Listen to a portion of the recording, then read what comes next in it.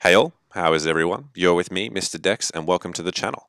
It's almost here, guys. The Turning Tides DLC for Battlefield 1, I believe, will go live for Premium Pass holders on the 11th, and for the rest of us a week later. So given that there is unlikely to be any more weapon balancing between now and the release date, I thought it'd be a really good opportunity to have a last look at the new snipers that are about to be unleashed on the game.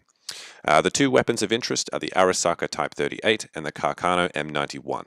I've had a good couple of hours worth of play on each to get a bit of a feel for them, and the clips in the video were taken from a couple of games of operations, where I played a full game using each weapon to try and show you how they perform in different scenarios. Hopefully you should get a decent look.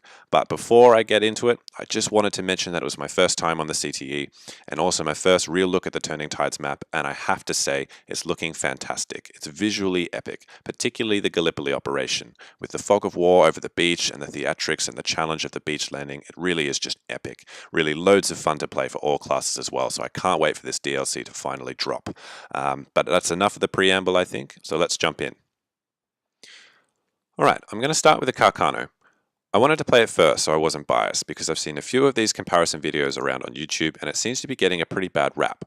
A quick look at the available stats shows us it looks a little bit like the Russian trench. No sweet spot, very close range, and then a sharp damage drop off.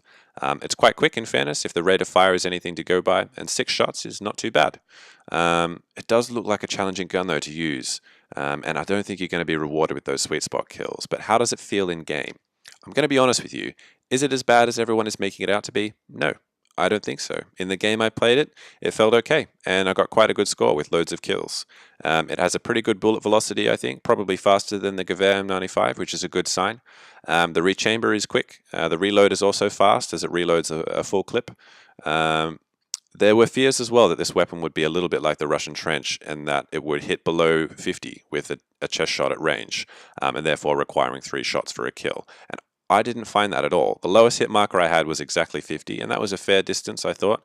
The headshots did the job at every distance I tried, the longest one being about 90 meters. It may not do the job at super long range, but it's not really designed for those kinds of engagements, so I don't really mind. It did handle quite well in close range. I got a few hip fire kills, and it felt quite snappy, which was nice.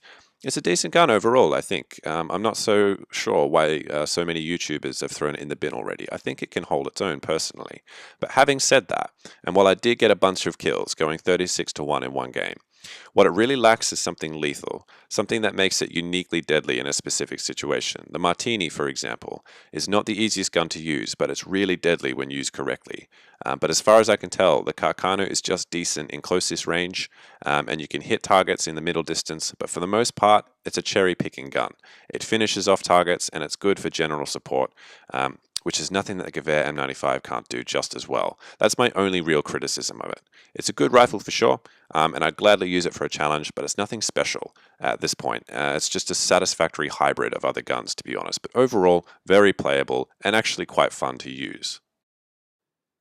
So that was the Carcano. Decent, but not mind-blowingly good. Now let's take a look at the Arisaka, starting with the available stats. Sweet spot is very similar to the SMLE, 5 bullets, pretty quick rate of fire, slightly faster than the SMLE.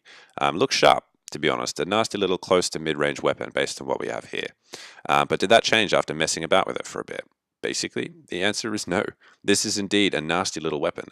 It handles very well, I think, over mid-range targets, and it's hard to tell, but I think the bullet velocity is a little bit faster than the SMLE, which meant I didn't have to lead so much, and the bullet drop was negligible.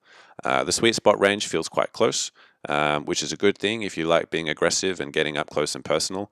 I wasn't too sure about the hip fire, to be honest with you. There were a few moments that I thought I would have gotten a hit and didn't, and to me it felt a bit sluggish in the rechambering. Not to say that it was slow per se, but there are definitely faster rifles out there. The sights I thought were quite good. They were precise and didn't clog up my field of view like the last couple of DLC rifles, those being the Mosin-Nagant and the Vitelli. Overall, I think it felt really good. I was getting loads of kills and was able to push the objectives fairly comfortably. It was a really fun rifle to use, to be honest with you. I can see it replacing the SMLE as a go-to rifle, I think, which is a big call, I know. But it has a little more power where you want it, but it's balanced quite well. You still have to be pretty careful with it.